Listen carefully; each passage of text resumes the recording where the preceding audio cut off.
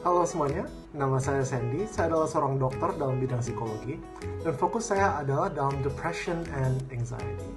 Nah, nanti pada jam 1 tanggal 23 Mei, yaitu besok, kita akan mencoba bersama di acara Cerita Kita yang akan disiarkan lewat Zoom dan juga YouTube. Di sana saya akan cerita tentang my own experiences in anxiety and depression dan bagaimana saya bisa masuk ke dalam bidang penelitian di dalam topik ini. And I really hope to see you there.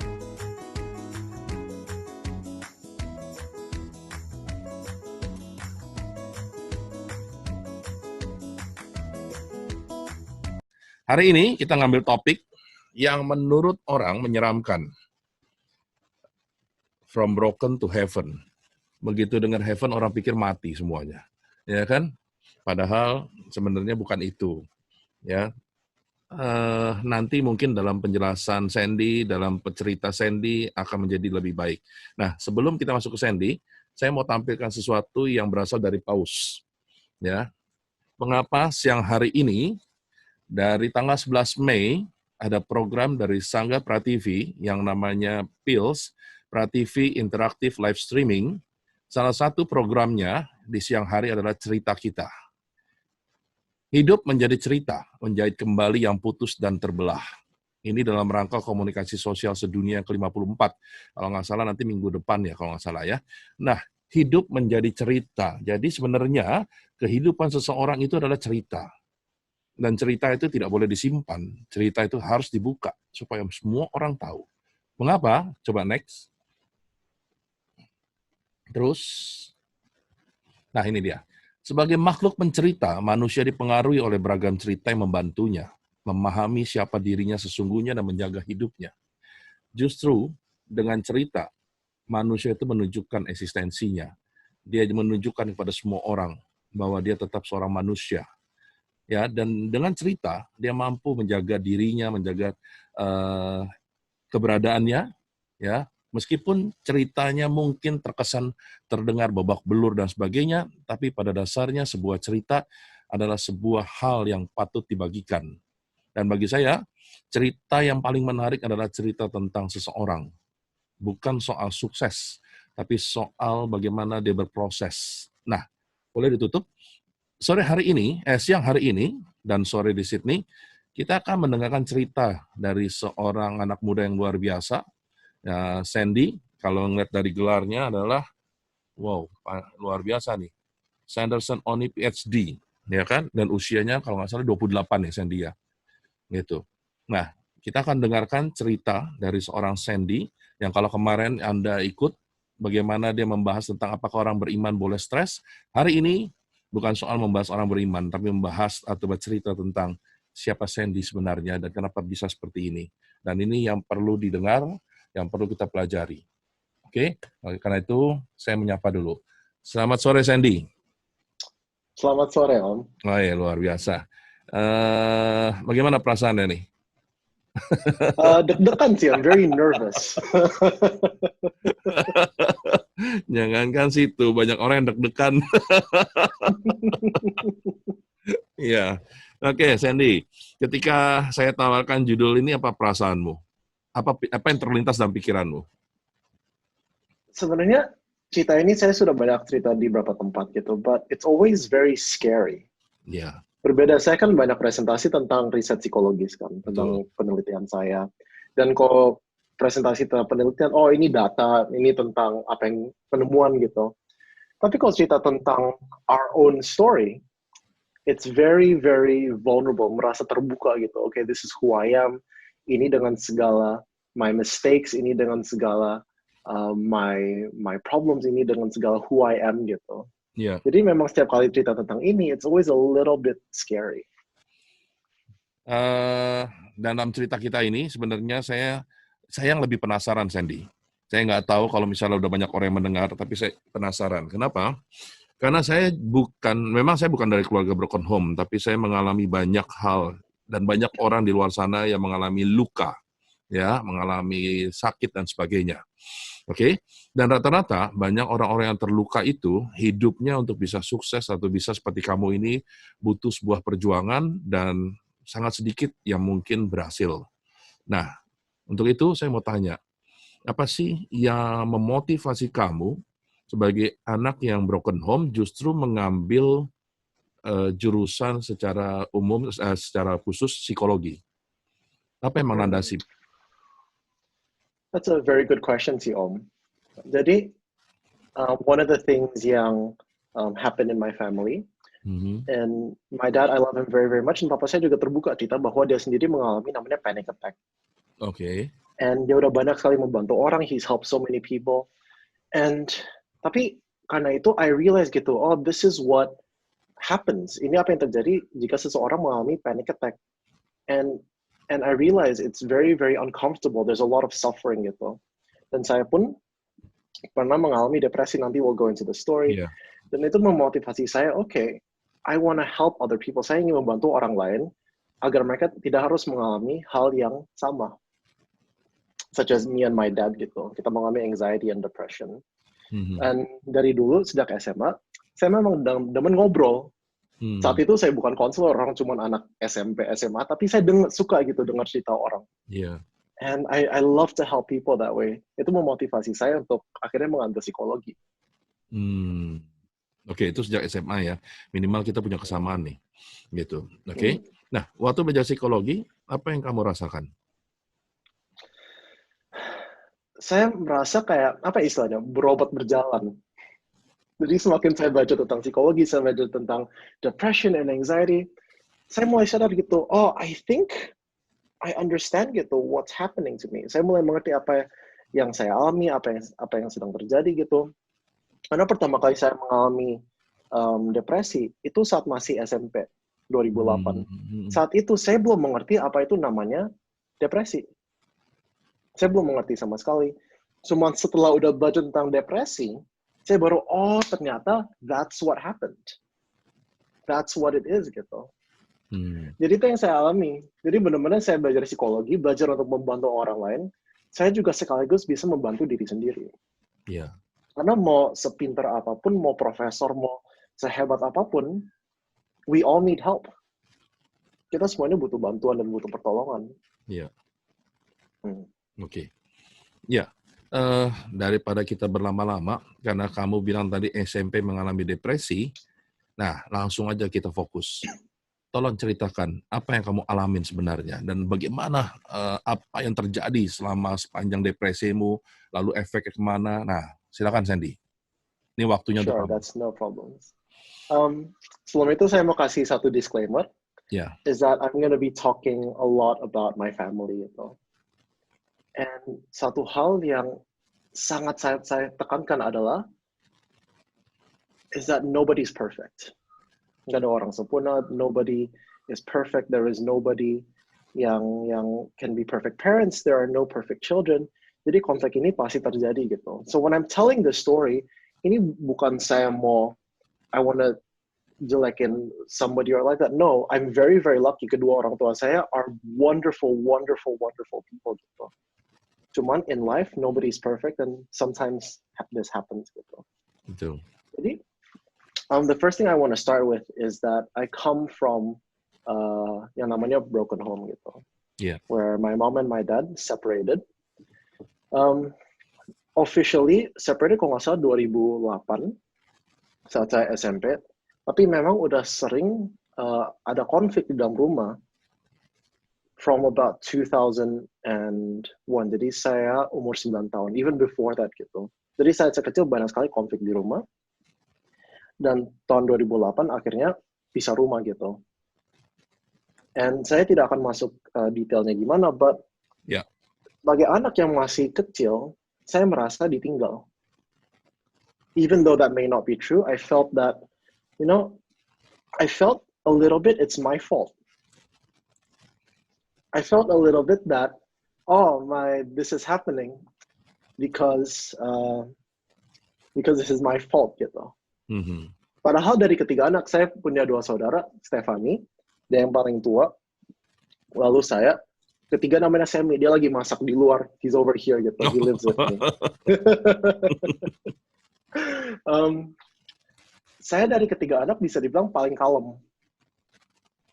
Paling diam. Biasa anak kedua gitu, nggak mau konflik. diam gitu.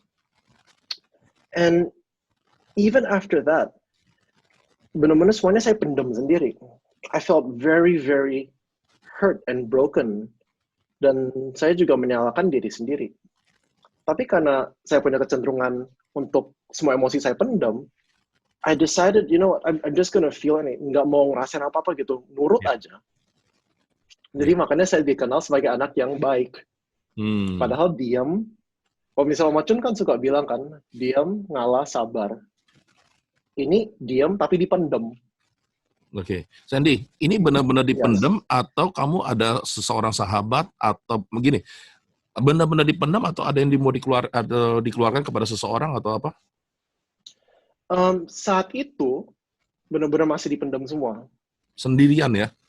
Sendirian. Oke. Makanya kalau misalnya saat itu saya setiap hari cuman duduk di kamar gelap-gelap terus nonton seri.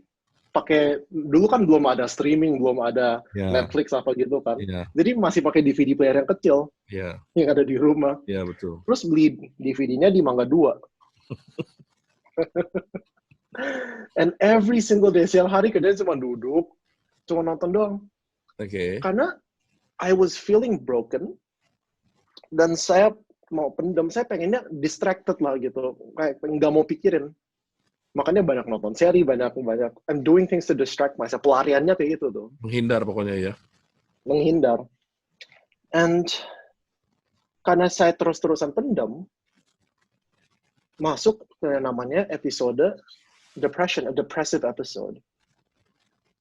Nah, just to explain a little bit about depression adalah satu kondisi di mana seseorang nggak punya tenaga, nggak mau ketemu orang, and you feel very, very sad, sedih terus every single day. Padahal mungkin saat itu bisa harinya oke gitu, tapi tetap sedih terus. Sometimes you feel sad for no reason. Yeah. And saya lalu kehilangan teman-teman di sekolah karena saya nggak bisa berkomunikasi, nggak mau ketemu orang. Pelajaran saya drop. Yeah. Dan saya rasanya none of this matters gitu. Buat apa saya di dunia ini? Nggak ada gunanya. There's no purpose, nothing at all. Dan karena kejadian itu yang kita pisah rumah, saya ada perasaan, you know what? Semua orang yang ngasih saya, lama-kelamaan akan pergi. Yeah. Everyone is gonna abandon me. Nobody can love me gitu. Dan a little bit of a story, itu kenapa saya susah sekali awal-awalnya bisa punya relasi sama Tuhan. Yeah. Karena sosok a parent, God is a father, God is a parent gitu. Buat saya, family doesn't work. Gimana saya bisa punya hubungan sama Tuhan? Yeah. And so during that time, benar-benar I was a mess.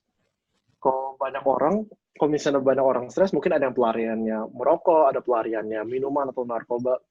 Saya pribadi terbuka saja, saya pelariannya ke pornografi.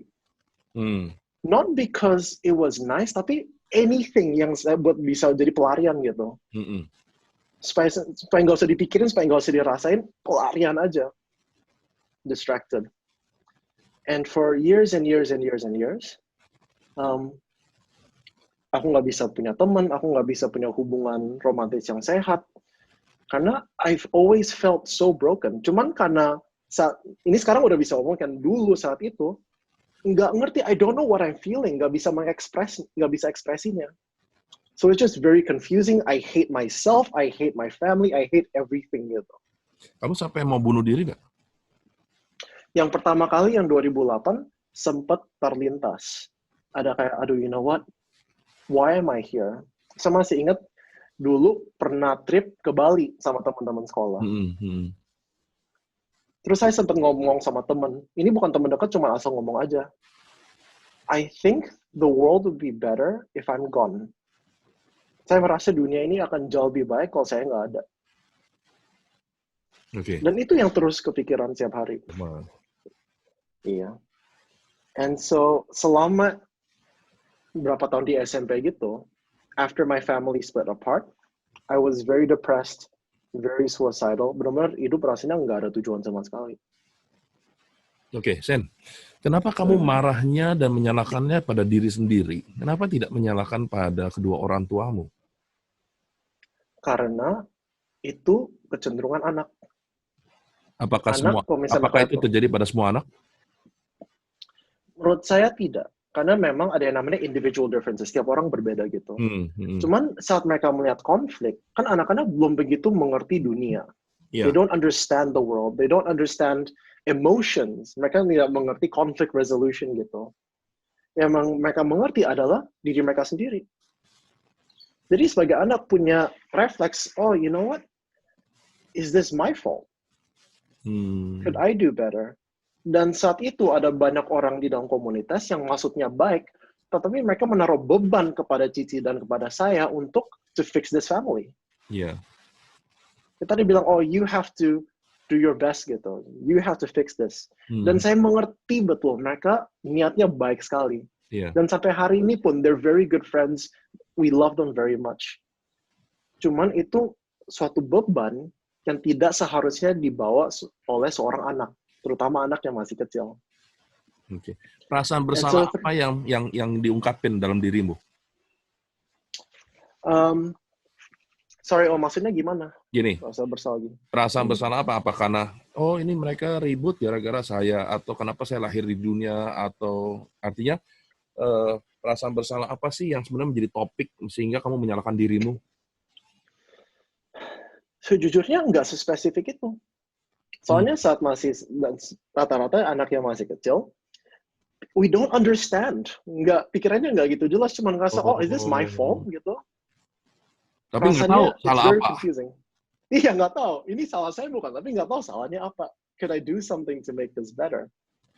Dan memang sempat ada satu masa di mana I blame my mom, and I blame my dad, and I blame me, and I blame my sister. Jadi semuanya kena sembur gitu. Iya. Semuanya karena saya tidak bisa mengelola atau mengatur semua emosi yang saya rasakan. Iya. Oke. Iya. Oke, lanjut, Chen. Jadi, ini ada my Oma angkat tangan, ini mau ask a question atau mau? Oma ada pertanyaan? Oh iya, Prativian, ini bebas ya. Di acara ini Anda kalau mau bertanya, mau apa, silakan langsung angkat tangan atau tulis di chat. Ya. Dan inilah yang disebut interaktifnya. Tidak perlu menunggu sampai selesai. Silakan. Iya. Jadi satu hal yang ingin saya tekankan adalah sebagai anak kecil, I didn't understand what was happening, but I was angry. I was very angry. I was very upset. I was very stressed. Makanya saya dengar ada beberapa pasangan yang mengatakan, oh tenang kok, ini anaknya masih kecil gitu. They don't understand what's happening. Iya. Mungkin mereka tidak ingat jelas apa yang terjadi, tapi mereka mengingat perasaannya. They remember the feeling of being angry, very upset gitu. Jadi saat itu, I was depressed, I was so angry, I hated everything. Saya benci semuanya, tapi I didn't understand why. Lalu, puji Tuhan, tahun 2009, saya masuk namanya komunitas Santo Thomas. Mengikuti ada satu retret, namanya Seminar Hidup Baru. Dan itu betul-betul mengubah hidup saya. Memberikan saya satu tujuan hidup. It gives me purpose. It gives me hope gitu. Tetapi meskipun saya sudah saat itu mengikuti Tuhan, the problems aren't finished yet. Masalahnya belum selesai. Betul. Jujur saja, dari tahun 2008 itu saat pisah rumah, efek dari kejadian tersebut sampai hari ini, I'm still working through it. Masih ada sisa efeknya sampai hari ini. Yeah. Takut ditinggal, feeling abandoned, nggak bisa percaya orang gitu. Bagaikan potongan puzzle yang masih kita cari ya. Iya. Sampai hari ini, I'm still working through it. Tapi ada banyak sekali progress. Iya. There is a lot of progress. Gitu. Nah, masuk, jadi fast forward, udah selesai. Everything is okay gitu. Yeah. Saya pindah ke Australia tahun 2012, mulai S1, masuk bidang psikologi. Mhm. Terus baru saya belajar, oh ternyata dulu saya depresi gitu. Mhm. Cuman sisa dari depresi yang 2008 itu masih ada. Salah satu ciri-ciri atau simptom dari orang depresi adalah nggak mau keluar kamar, nggak mau bangun tidur, there's no energy gitu, takut ketemu orang. And bisa oke, tiba-tiba berapa hari dalam sebulan ngerasanya down banget, tanpa alasan sama sekali. Dan pada masa itu juga saya ada pacaran sama orang lain. Ya. Ini sebelum sama pacar saya yang sekarang. Jadi sebelum ada pacaran sama orang lain. And it was a very, very bad relationship. Dan saya mengatakan bad relationship bukan karena orang itu, tapi karena saya. Karena saya ada sisa-sisa takut ditinggal, insecure dari broken home itu, nggak bisa punya relasi yang sehat. Jadi sama semua pacar saya yang sebelumnya, berantemnya selalu topiknya sama. Apa itu? Oh, kamu nggak betul-betul cinta aku. Aku selalu accuse kamu nggak betul-betul cinta aku. Tapi saya sadari, saya insecure, saya bilangin, you don't love me, karena I feel saya nggak pantas dikasih, I don't deserve to be loved. Karena dari broken home, I feel that, oh, my parents don't love me. And then in all my relationships, saya merasa, you know what, I don't deserve anybody loves me. I don't believe bahwa anybody loves me. Jadi ke bawah gitu. Ini ada satu pertanyaan. Beberapa anak broken home menyakiti diri sendiri, bahkan ada yang melukai diri sendiri, seperti menyilet tangannya. Bagaimana pengalaman Sandy dan bagaimana mengatasinya? I understand completely. Karena ada banyak kali emotion, dan mereka nggak tahu cara keluarinnya gimana. Nggak tahu cara prosesnya gimana. Ini kayak, ada satu analogi yang memang kurang cocok, tapi it's kind of like this. Ini kalau makan makanan kepedesan, kan perutnya panas kan? And there's nothing you can do for hours and hours, right? In the same way, ini kayak badai topan. Ini, I feel angry, I feel upset, I feel guilty. Semuanya sekaligus, and I don't know bagaimana. Jadi, buat anak-anak muda, solusinya pelarian. Ada yang, seperti saya katakan, ada yang masuk narkoba, ada yang seks bebas, ada yang merokok, dan menyakiti diri sendiri, dan melukai diri sendiri, adalah salah satu pelariannya. Yeah. Jadi, bentuk-bentuknya bisa berbeda. Tapi itu tetap pelarian. I want to, kayak gimana, pengen dikeluarin, but I don't know how, gitu. Iya. I don't know how. And so, hi Sandy, mau tanya bagaimana akhirnya kamu mulai mempercayai kalau teman itu tulus, dan kita bisa mulai open ke orang lain. Okay, I'll get into that story now. Jadi, yang my relationship nggak gitu bagus, dan saya kadang-kadang masih merasa depressed, saya juga sangat merasa insecure bahwa, you know what, karena saya merasa saat itu, my parents don't love me, padahal saya tahu betul, my parents love me very much. I know my mom and my dad banyak sekali berkorban bagi saya, tapi karena kejadian itu, saya tidak merasa dikasihi. Yeah. Jadi salah satu mindsetnya adalah, okay, Sandy, nobody can love you, tapi if you want to be loved, you have to work hard. Yeah. Saya harus bekerja keras dan ada prestasi agar saya pantas dikasihi, agar saya pantas dicinta. Masuk ke tahun 2015, yaitu masuk ke episode depresi yang kedua. Jadi kalau orang mengalami depresi, iya kayak seri Om. Kayak seri Korea ada season-season ya, ada episode-episodenya. Untung happy ending.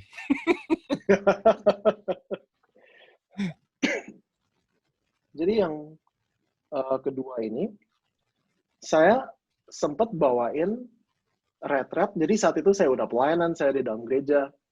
Dan bagi saya, pelayanan is my identity. Ini bagaimana saya bisa membantu orang lain. Cuman tanpa sadar, pelayanan itu menjadi pelarian bagi saya. Karena saya merasa, oh, saya harus ada prestasi agar saya bisa untuk pantas dikasih, sama seperti relasi saya dengan Tuhan. Kalau saya nggak pelayanan, saya nggak bakal dikasih. Itu mindset yang ada di dalam pikiran saya pada saat itu. Dan ada satu retret. Dan menurut saya, retretnya jalannya nggak gitu bagus. Oke. It wasn't good enough. Dan saya langsung menyalahi diri sendiri. Saya langsung merasa, oh, it's my fault. Saya kurang persiapan, I didn't do well. Nah, itu menjadi satu trigger yang masuk ke episode depresi yang berikutnya. Jadi ini saat saya menulis skripsi, tahun keempat kuliah, and it was horrible, absolutely horrible gitu. Dimana saya benar-benar nggak mau ketemu orang, nggak mau keluar kamar, nggak mau ke kelas. Kalau saya beda, beberapa orang kalau sedih malah nggak mau makan. Saya beda, kalau misalnya saya sedih, saya biasanya makannya kebanyakan, jadi overeating. Iya. And so I'm eating a lot. And saya ingat betul ada satu hari di Maret, kalau nggak Februari, kayaknya Februari deh, I think. Ini baru berapa hari setelah Valentine. Jadi saat itu saya masih pacaran sama orang lain. And menurut dia things were going well gitu. Cuman saya sudah depresi udah beberapa bulan ini. I feel, okay, this is horrible gitu. Saya lagi duduk di gereja. For my dad and my oma and my mom tahu ada satu gereja di sini namanya Our Lady of Rosary di Kensington. Saya ingat banget saya lagi duduk sebelah kiri saya itu aisle-nya, jalur yang di tengah itu. Terus saya ingat saya lagi lihat ke salib. And I said, Tuhan, kayaknya saya mau pulang deh. I don't think I can do this anymore. Karena seringkali kan kita dibilangin kan, oh harus pikiran positif. Jika seseorang memang di dalam depresi, bukannya nggak mau, nggak mampu, nggak bisa. Iya. Every single day was absolutely horrible gitu. Lalu saya ingat banget, saya padahal lagi duduk di gereja, ini lagi homili. Iya. Ini lagi homili, saya lagi liatin salib, and I think, okay, I'm gonna go home tonight, and I'm gonna overdose myself dengan obat tidur. Jadi udah di planning semuanya, udah direncanain every single step.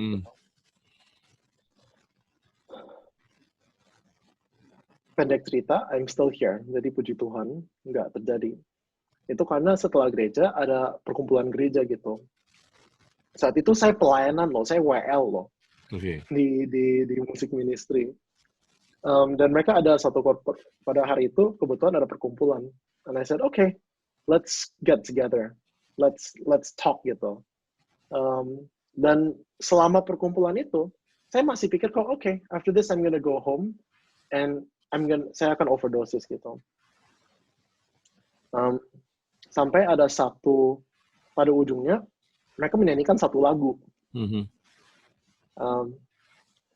Lagunya, judulnya Pertolonganmu. And it's a beautiful song, tapi di lagu tersebut ada satu kalimat yang berkata, di saat aku tak sanggup lagi. And then I started crying. I said, Tuhan, if you don't help me, I am going to die. Kalau kamu gak bantuin aku, Tuhan, I will die tonight. Yeah. Dan saat itu, saya benar-benar merasa bahwa saya dipeluk, and God says, Tuhan nangis bareng saya, dan I feel God say, you know what, Sandy, don't go gitu. It's not time yet.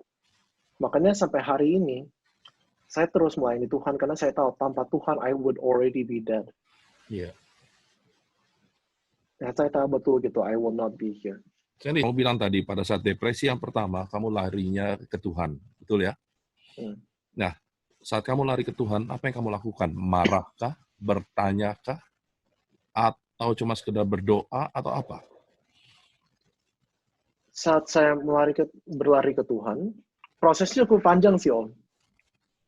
Where kadang-kadang saya bisa berdoa, kadang-kadang saya bisa marah. Kita ambil proses yang ini aja, yang pendek seperti sahadat singkat, ya. Sahadat singkat. Jadi, Ini sih Om, saya sebenarnya nggak sadar, nggak ngerti mau ngomongin apa, sampai dipancing situasi. Contohnya, Situasi maksudnya? seperti ini nih. My relationship with my mom and dad now is very good. I love them very much. Tapi ada satu saat di mana saya sebel banget sama orang tua saya gitu. And I realized they did their best. Terus saya bawa doa, terus saya, Tuhan, kok my parents gini gitu. Terus Tuhan jawab, karena kamu masih ada luka batin. Jadi Tuhan seperti guru, Tuhan izinkan hal-hal terjadi dalam hidup kita, lalu saya sadar, oh ternyata in my heart masih ada ini nih. Masih ada rasa benci, masih ada rasa tidak mengampuni, ada merasa menyalahi diri sendiri gitu. Iya, betul. Jadi itu benar-benar proses.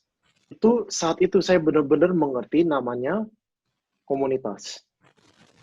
Kita kan sering belajar kan, kalau misalnya yang udah pernah ikut seminar hidup baru dalam roh. Oh iya, kita ada roda pertumbuhan, ada komunitas, pelayanan, doa, dan firman.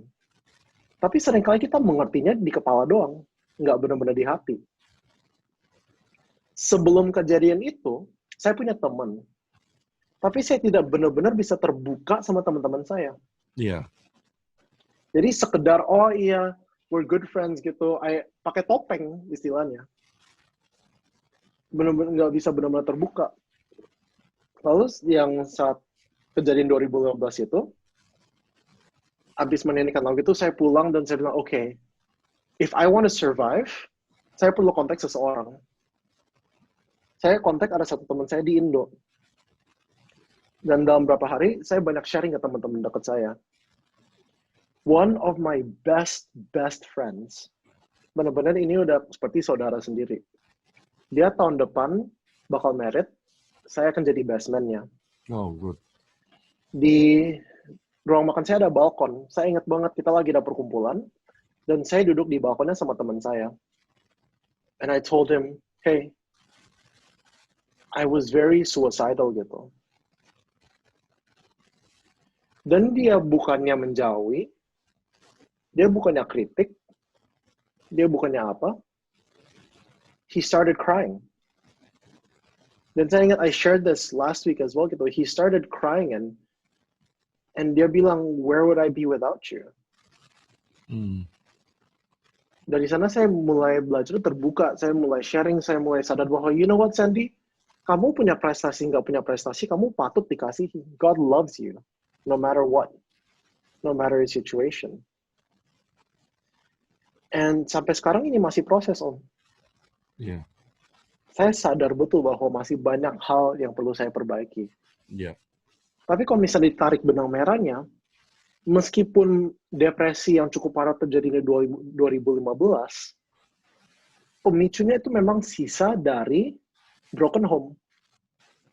Jadi saat ada broken home, ada merasa tidak pantas, menyalahi diri sendiri, itu kebawa semuanya. Iya. Sampai bisa terjadi depresi beberapa kali gitu. Iya.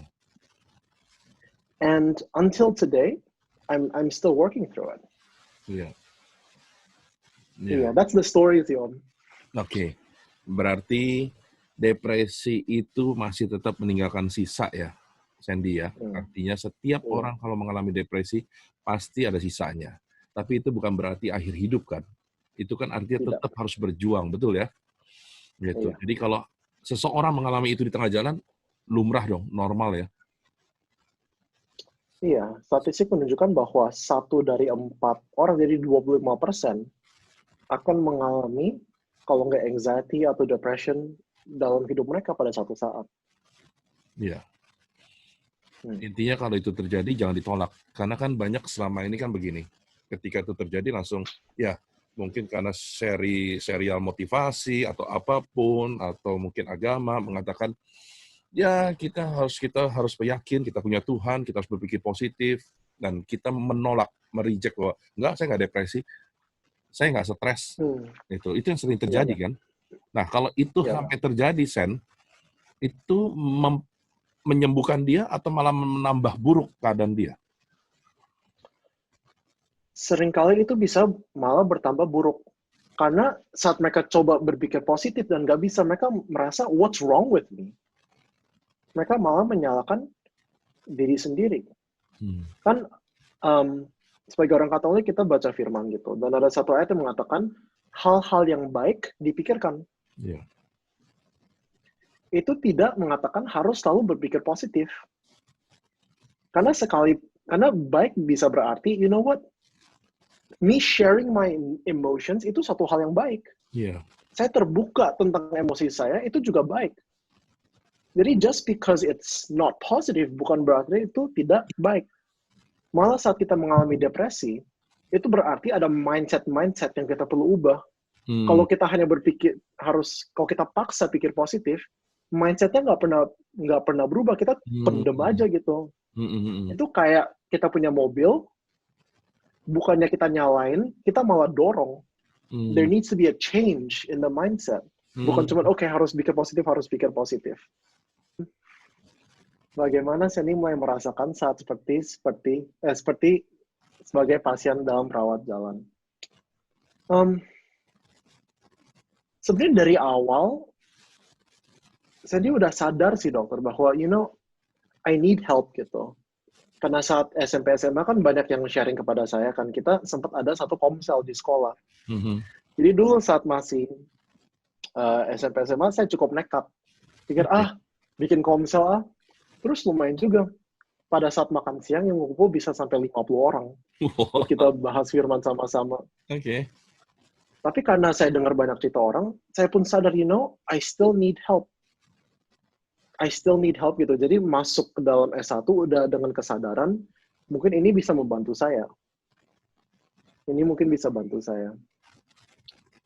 Another question, lalu soal pelarian, tadi jika adiksi bagaimana mengatasinya? Kalau kita mengalami adiksi, itu perlu beberapa hal. Yang pertama, perlu namanya detox. Karena kalau kita sudah kecanduan, entah merokok atau pornografi, ataupun narkoba, otak kita udah ada perubahan. Otak kita ada perubahan di mana kita kepengen terus. Jadi kita perlu detox untuk mengubah kembali otak kita. Yeah. Dan prosesnya biasanya menyakitkan sekali, susah sekali itu untuk bisa mengubahnya. Jadi pertama perlu detox. Tetapi detox tidak akan berhasil kalau kita tidak ada komunitas. Kita perlu ada komunitas, bukan cuma komunitas sharing, tapi kita perlu suatu mentor yang bisa minta pertanggungjawaban ke kita. Bilang, hey, I know you're better. One of the things that I love about my mom, kalau my mom negur me, my mom nggak ngomel. Dia cuma bilang, I know you're better than this. I know that Sandy biasanya nggak seperti ini. Jadi, kita perlu detox, kita perlu komunitas. Makanya di Australia dan di berbagai macam negara, ada contohnya namanya Alcoholics Anonymous. Kita bertemu semua orang-orang yang sesama mengalami kecanduan gitu, and we work through it together dengan ada mentor. Yeah. Yang ketiga, seperti yang kita bicarakan minggu lalu, kita butuh satu aktivitas dan tujuan hidup. Kalau kita bisa membantu orang, kalau kita bisa we wanna help people, we wanna be a good parent, itu memotivasi kita untuk bisa lebih baik. Jadi mereka melakukan satu eksperimen. Biasa kalau eksperimen tentang narkoba, mereka menggunakan tikus. Ini bukan eksperimen saya, tapi ada eksperimen yang dilakuin orang lain. Nah, tikusnya dikasih narkoba, dikasih kokain. Okay. Nah, satu kandang itu kosong. Benar-benar kosong, nggak ada apa-apa, gersang gitu, nggak ada apa-apa sama sekali. Nah, di kandang sebelahnya, itu ada banyak mainan, banyak aktivitas. There's lots and lots of things. Yeah. Yang mereka menemukan adalah tikus yang di kandang yang kosong itu akan terus mengkonsumsikan narkoba sampai tikusnya overdosis, kecanduan, benar-benar kecanduan. Tetapi di kandang yang sebelahnya, tikusnya nggak kecanduan sama sekali. Karena there's a purpose, ada aktivitas gitu. Banyak orang menggunakan narkoba agar mereka bisa merasa high, agar merasa enak. Why? Karena tidak mau menghadap realita, tidak ada realita yang lebih baik. Iya. Jadi harus ada aktivitas, harus ada purpose. Jadi 3, ada detox, tapi itu nggak bisa sendirian, ada komunitasnya. Dan terakhir ada purpose and activity. untuk bisa melawan kecanduan itu. Oke, Sen, apakah harus komunitas atau misalnya cukup pasangan, orang yang pacaran, atau khusus orang tua, atau adik, kakak, saudara, itu cukup atau tidak? Menurut saya cukup sekali. Jadi maksud saya komunitas nggak tentu komunitas gereja. It can be a gathering of people yang bisa support dan benar-benar kita dukung habis-habisan. Justru kalau bisa dan kalau keluarganya suportif, lebih bagus lagi di dalam keluarga. Oke, itu kan Contohnya, kalau keluarga tahu dan mendukung. Tapi seperti kamu bilang tadi, kayak your mom, ketika dia berkomentar, ketika mungkin dia ini, atau bahkan di luar sana, eh, apakah misalnya gini, orang tua marah, atau ketika disentil, disindir, entah sama saudara, sama keluarganya, itu bagian dari detox atau tidak? Dapat bisa jadi bagian dari detox atau tidak? sorry, bisa diulang lagi, Om? Jadi misalnya gini, kan kalau mendukung itu disupport itu bahwa ya kita tahulah bagaimana cara orang support. Tapi kalau misalnya orang yang mengalami itu bilang, aduh saya nggak betah di rumah, tiap hari dimarahin. Nah, apakah kemarahan itu bagian dari detox juga kalau dia berani melihat itu secara positif? Bisa, cuman sebagai support system, nggak bisa, asal jadi kita mensupport seseorang, dan marah-marahin seseorang itu beda sekali. Jadi support harus support yang benar. Nggak ada satu orang pun yang berubah karena diomelin terus. Iya. It doesn't work. Makanya kalau kita belajar, di Alkitab dituliskan bahwa it's the kindness of God that helps us change. Adalah kemurahan kebaikan Tuhan yang mendorong kita untuk berubah. Iya. Jadi support system ini bukannya diomelin, tapi lebih ke, you know what, I believe in you, I trust you, I will help you. Bukan diomelin. Tapi itu maybe another time, karena untuk bicarain adiksi, it's a very long talk. Iya, nah sebenarnya gini, sebenarnya kan gini yang terjadi. Sebenarnya kan orang tua kan yang berkilah, yang beralasan, saya nggak omelin kok, saya menasehati, saya menjaga kamu, saya mencintai kamu, saya bawel itu karena saya cinta. Nah, itu kan sering terjadi. Exactly. Yang saya mau katakan gini, and I'm saying this, memang ini mungkin terdengarnya agak keras, but understand that I love all of you. Makanya nanti ngomongnya jujur gitu. Motivasi dan hasil itu suatu hal yang berbeda. Kita motivasinya bisa baik, tapi hasilnya tidak baik. Kalau kita tetap justify, kita membenarkan karena motivasi kita, hasilnya tidak akan pernah baik. Albert Einstein mengatakan bahwa kegilaan adalah when we do the same thing dan expect hasilnya berbeda. Kalau kita ngomongnya dengan satu cara dan mereka nggak berubah, ya solusinya we have to change how we talk. Makanya banyak sekali. Minggu depan saya ada 2 talk untuk orang tua, anak-anak sekolah. Dan banyak anak-anak sekolah saya ditanya, what do you think about your family relationship gitu. Mereka selalu bilang kayak gini, iya, orang tua saya merasa bahwa mereka dekat kepada saya. Tapi sebenarnya saya nggak dekat sama mereka. Saya cuma diam, nurut, karena nggak mau diomelin. Iya. And that's why gitu, mungkin niatnya baik, tapi it's always good to communicate sama orang lain. Contohnya, with me and my girlfriend Jessica, saya sadar gitu, I make a lot of mistakes. Saya niatnya baik, tapi kok dia merasanya, Sandy, it hurts me gitu. Itu adalah tugas saya untuk minta maaf. Iya. Karena if my intention benar-benar baik, saya akan lakukan apa saja agar hasilnya baik. Daripada membenarkan perkataan saya gitu. I want to get the best result. And that's where real relationship comes from. Okay, clear. Is it okay if I answer the question in the chat room? Yes, yeah. Sure. Please. Dari Dr. Stefanus. Sorry, Sandy, pertanyaannya saat merasa seperti dalam rawat jalan, pernahkah Mas Sandy langsung konsul, psikologinya atau menyelesaikan sendiri? Yes. Jadi dari yang saat tahun 2015 itu, saya sendiri konsultasi dengan psikolog. Saya sendiri pergi ke psikolog, Dan itu konsultasinya cukup lama, itu beberapa bulan, setiap minggu intensif. Every single week. Dan saya ingat banget, ada beberapa konsultasi yang it's very difficult. Karena kalau misalnya saya flu atau saya kena penyakit apa, kan dirawat, dikasih fluid, dikasih obat. Kalau dalam psikologi seringkali harus dikorek benar-benar isi hati kita apa insecurity kita, apa yang menyakiti kita gitu, benar-benar dikorek. Itu satu sesi 1 jam. Saya ingat banget, setelah setengah jam saya bilang ke orangnya, I don't think I can do this anymore. I think I need a break today. Kayaknya saya perlu ketemunya minggu depan. Itu karena menyakitkan, benar-benar dibuka isi hati kita. It's really scary gitu. Dan saya pun kadang-kadang nggak sanggup gitu. And second question, bagaimana Mas Sandy merasakan ketulusan hati dari seseorang yang saat ini sedang Mas Sandy pacarin? Nah, lo.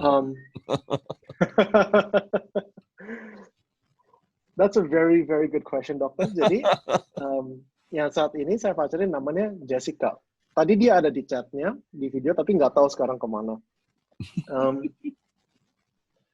And bagaimana, how do I know she's tulus gitu? That's a very good question sih sebenarnya. Itu pertanyaan yang sangat baik. Saya merasakan Jessica tulus dengan melihat respon terhadap saat saya curhat, saat saya cerita gitu. Saat saya cerita, hey, my family is like this. It's very difficult for me, gini. Pertama, saya lihat responnya. Apakah responnya baik? Yang kedua, apakah dia masih bisa menghormati saya sebagai the man, sebagai laki dalam relationship ini, meskipun dia tahu tentang my past. Can you still respect me even though I'm not perfect? Can you respect me even though I'm still broken gitu? Dan saat kalau dia bisa respect dan dia bisa respond well, I realize I can trust this person. Saya bisa terbuka apa adanya dan dia akan tetap respect me karena kita sebagai lelaki kan our love language is respect. Yeah. Our love language is honor gitu. Kalau misalnya saya sharing, iya nih my family is like that, terus dia balesinnya, itu gara-gara lu, gimana sih lu dari cowok gini? I'm like, no. That's a bad sign. Selesai gitu. And memang saya tidak bisa menentukan apakah Jessica tulus dengan satu percakapan. Tapi tahun lewat tahun, I see she's more loving, more sincere, dia lebih tulus, dia lebih terbuka. Dan kita sama-sama, we talk about our brokenness. Kita berbincang, kita sering diskusi tentang our past. Bagaimana kita bisa menjadi orang lebih baik. Jadi sekarang saya tahu betul bahwa Jessica adalah seseorang yang tulus mengasihi aku. Dan dia willing, dia mau gitu, kita kerjasama agar kita berdua bisa lebih baik. Kan kamu bilang tadi bahwa orang yang terluka mampu berpura-pura, ya, mampu menyimpan. Kenapa saya bertanya ini? Karena banyak kejadian sama seperti kamu nih mengalami kayak begini, berpacaran, berrelasi, dan kelihatannya seperti baik-baik saja. Tapi setelah menikah, ternyata entah wanita, entah prianya mengungkit masa lalu kita, mengungkit masa lalumu, gitu. Lalu semakin besar dan itu menjadi sumber permasalahan. Nah, apakah itu dapat dideteksi dari sekarang? Hal seperti itu? Iya, menurut saya bisa, Om. Makanya kemarin beberapa minggu yang lalu, Jess dan saya, kita relationship counseling ke Om saya. Oh. Saat ini kita pergi counseling bukan karena kita merasa ada masalah, tapi justru karena kita tengah-tengah relasi, kita seringkali nggak sadar bahwa ada masalah. Iya. Yang seperti kata Om, bisa nanti kita merasa ini baik-baik saja, lalu abis itu menikah, itu keluar semua. Makanya sekarang cepet-cepet counseling dulu. Agar kalau konselornya bagus, kalau konselor yang baik, bisa dikorek semuanya. Oh, you said this, you said that, gitu. Makanya untuk supaya benar-benar tahu isi hati, sering-sering cari konseling. Sering-sering ngobrol ke orang and ask for feedback gitu. Iya, iya, Dan iya. seringkali, terutama kalau misalnya orang yang mengasihi kita, they tell us the truth, it's going to hurt. Iya, Mereka mungkin akan mengatakan hal-hal yang kita nggak suka dengar. Tapi betul. kalau memang orang yang kita percaya, semakin sakit, kita memang semakin harus didengar. Hmm. Oke. Semakin sakit, semakin harus didengar. And so bisa deteksi, menurut saya bisa. Jadi we need to find good counselors, and somebody yang kita percaya yang bisa talk with us through that. Iya. Pada dasarnya intinya bisa, tapi sebenarnya tinggal tergantung kemauan dari pasangan ini kan. Nah, ini catatan nih buat yang berpasangan. Masa pacaran bukan sekedar romantisme nih, tapi tampaknya harus saling membongkar. Ya, supaya kenapa? Supaya anaknya tidak mengalami luka batin hal yang sama nih. Kalau tidak, nanti dua yang terluka kelihatan baik-baik saja, tahu-tahu menikah, jebret. Anak yang korban. Betul demikian enggak, Sen? Betul sekali, Om. Dan makanya yang saya sudah bilang gitu sama beberapa orang in my inner circle di Australia gitu. Contohnya ada Komarius dan Cinia, ada satu pasangan lagi yang baru kemarin saya makan sama mereka gitu. I told them, nanti setelah aku sama Jess menikah, like if it goes through and everything goes well, kita pasti ada konflik. Yeah. That's why I need you to help me, even though kalau kita nanti sudah menikah. Jadi saya sudah bilang gitu, hey, saya sudah menikah pun saya tetap butuh counseling dan mentorship. Iya. Jadi terus-terusan. Karena aku sama dia sudah bilang gitu, kita dulu orangnya keras kepala. Iya. Kita dulu orangnya keras gitu. Pasti ada konflik. Makanya dari sekarang kita udah siapin, kita udah ngomong ke orang, hey, ini yang akan terjadi, we need you to help us. Udah siap-siap gitu. Iya. Ya, bersyukurlah kalau itu pasangannya saling terbuka ya. Artinya mindset terbuka dan punya tujuan yang jelas, saya pikir bagus ya. Absolutely. Okay. Ini ada another question, Om. Is it okay if I answer? Yeah. As a product of a broken home, how do I get rid of or overcome the trauma and fear of losing someone I love that haunts me till today? Jadi, sebagai hasil dari broken home, bagaimana saya bisa mengatasi ketakutan kehilangan seseorang yang sampai hari ini masih menghantui aku gitu? That is a very good question. Dan the short answer is, setiap orang punya perjalanan masing-masing. Ada beberapa orang yang dalam setahun bisa beres. Saya sesudah 12 tahun, I'm still working on it. Dan banyak orang, for a long, long time, ini akan istilahnya menjadi salib mereka. Untuk menggunakan terminologi Katolik itu, ini akan menjadi salib buat kita. We don't know. We don't know kapan benar-benar bisa free. Makanya we need to keep trying. Bisa aja tomorrow or the next week kita akan bebas. Tapi karena kita udah putus asa, we stop trying gitu. Jadi number one is butuh proses, and we just gotta keep trying and trying and trying. Makanya Alkitab mengatakan bahwa kita harus pikul salib setiap hari. Iya. Yeah. Saat kita pikul salib itu bukan cuman kita melakukan kehendak Tuhan, tapi semakin lama kita pikul salib, kita semakin serupa dengan Yesus. Itu ada satu proses. Nah, what can we do? We have to make a conscious effort. Kita secara sengaja, we have to, saya lagi coba ngomongin dalam bahasa Indonesia, but it's kind of difficult, karena ini bahasanya teknis sekali. So, sorry. The first one is kita harus sabar, itu ada prosesnya. Kedua, we have to learn to be very, very, very open. Buat orang yang keras kepala seperti saya, kita seperti bawang bombay. Jadi meskipun udah terbuka, masih ada lapisannya lagi, ada lapisannya lagi, ada lapisannya lagi. Iya. Terus semakin dibuka, semakin kenceng nangisnya. Iya. Jadi there's more and more and more gitu. And buat orang seperti saya yang keras, dan mungkin yang tanya juga sama, is that kita kadang-kadang terbuka, tapi masih ada yang kita simpen. Kita nggak percaya gitu, I don't trust you to help me. kita nggak benar-benar terbuka kepada mentor dan konselor untuk bantu kita. Kita masih merasa, oh, I can still do this, gitu. I can still hold on to this. Dan kenyataannya, kita tidak akan sembuh sampai kita benar-benar bisa terbuka sepenuh-penuhnya. Jadi saat kita menemukan konselor, we need to make sure it takes time, kita harus benar-benar terbuka. Ini ada another question. Yeah. Seberapa lama Sandy melalui proses sampai dalam bisa berdamai dengan keadaan itu? For me, it took about 10 years. Tapi permasalahannya itu berlapis-lapis. Ada banyak insecurity, ada banyak rasa kebencian, ada banyak merasa nggak pantas gitu, dan itu dikorek satu-satu. Jadi bisa aja Sandy udah mengampuni, tapi tetap insecure. Jadi it takes a long time, dan nggak ada benar-benar satu titik, oh, it's done gitu. It takes time and layers and layers and layers and layers. Sen di Jakarta, mengenai seberapa lama? Ada lagi pertanyaan tadi.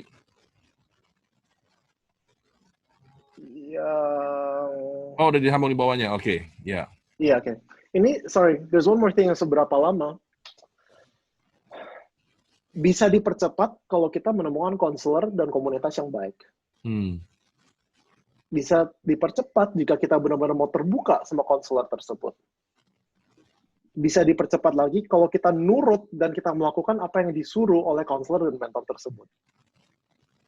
Jadi, sebagai terapis, atau sebagai konselor yang baik, kita bukan cuma duduk di sesi, dengerin, mereka ambil, oke, ini harus diaplikasikan, ini harus dilakukan gitu. Dan kalau kita tidak lakukan, ya nggak selesai. Yeah. Itu bisa, yang bikin lama kadang-kadang itu kita.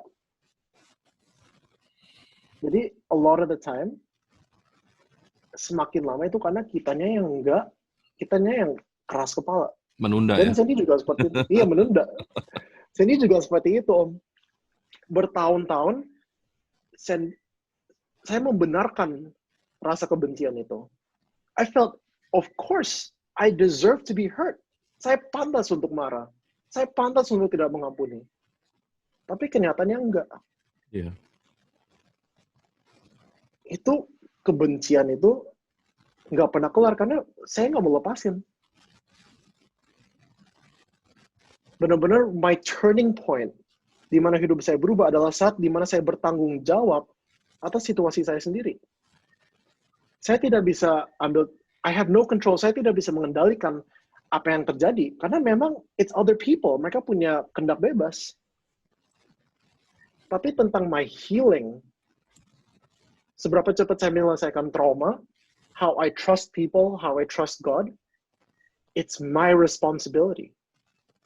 Dan karena saya ambil tanggung jawab atas my pikiran, atas rasa itu semua, saya mendapatkan kekuatan untuk kontrol itu. Saya tidak bisa mengubah apa yang saya tidak ambil tanggung jawab. If that's the right way to say it. Kalau saya tidak ambil tanggung jawab, saya tidak bisa mengubahnya. Iya.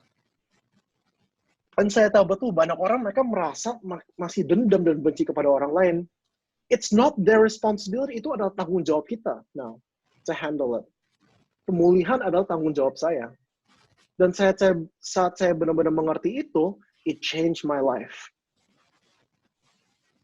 Ini ada pertanyaan, Sen, di Jakarta Indo, di mana psikolog profesional yang baik, seperti kamu bilang, dan tidak terlalu ekspensif karena tertarik untuk ke profesional, tapi kalau konsultasi jangka panjang dan mahal, kemungkinan besar akan berhenti di tengah jalan karena tidak mampu bayar konsultasinya. Unfortunately, memang untuk konsultasi psikologi di Indonesia cukup mahal. Iya. Yeah. One of the things yang I highly recommend adalah masuk ke dalam komunitas. Karena di sana seringkali ada konselor dan yang cukup baik gitu. Tapi sebenarnya konselor itu cocok-cocokan juga. Ada saya sempat counseling sama orang. Orangnya bagus kok, niatnya baik. Cuman nggak serak aja. Dengan cara dia ngomong, dengan apa gitu.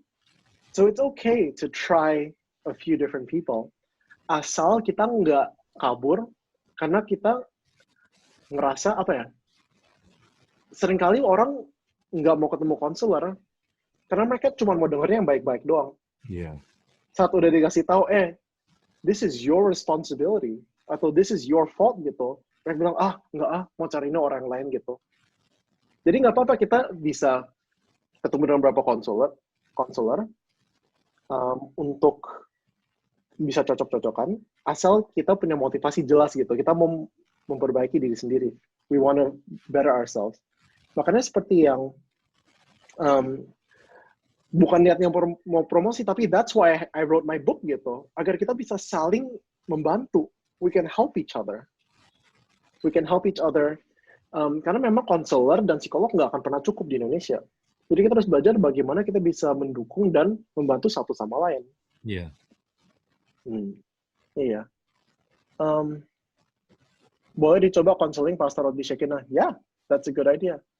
Another question, apakah talk show ini bisa didapatkan rekamannya? Boleh dikirim link-nya, thanks.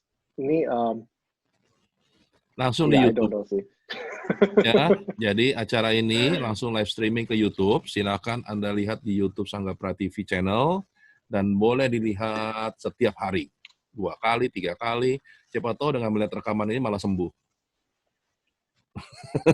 Iya. Udah mulai gelap jadi saya nyalain lampu. Iya. Bentar ya. Ya, okay, that's fine. Alright. Apakah Sandy sadar kalau Sandy selalu merasa bersalah bila ada orang yang sakit, itu bisa disalahgunakan orang lain yang mengetahui kelemahan Sandy? Sadar sekali.